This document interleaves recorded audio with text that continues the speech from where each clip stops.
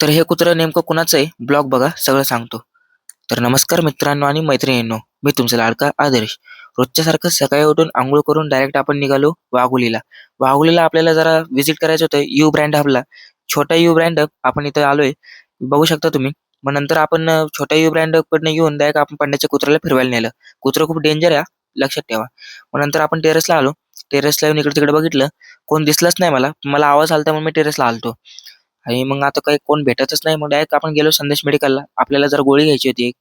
आपल्याला म्हणजे शारदा मेडिकलमधलं आपण गोळी घेतो ना जरा इथं. मग नंतर हे बघा तुम्ही अशोक कसं कामं करायला लागलाय. इथं अशोक एक्सपायरी काढत बसलाय. आपला सिद्ध बघा. आज टाईमपास नव्हता करत सिद्ध. कामं करत होता. पण अधून-मधून टाईमपास असतंच. लय मस्ती ह्याच्या अंगात. हे बघू शकता तुम्ही कसा धूळ मी कॅमेरा फोटो काढतोय म्हणून लगेच धूळ हे करायला लागलाय. मग हे बघा सिद्धाने एवढं सगळं माल आवरायला घेतलंय.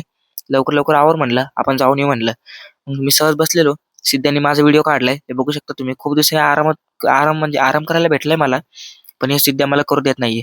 इथं पण नुसतं इथं टाईमपासच. मग सिद्ध्या इथं माझा व्हिडिओ काढतोय. बघू शकता तुम्ही.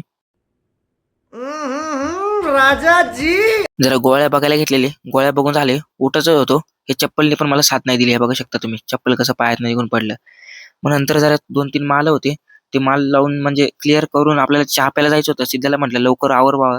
बरोबर 10ला आपल्याला चहा प्यायला जायचंय. मग सिद्ध्याला घेतलं आणि मग आपण गेलो चहा प्यायला. हे आता बघा सिद्ध्या बघा कसा चहा प्यायला लागलाय मग.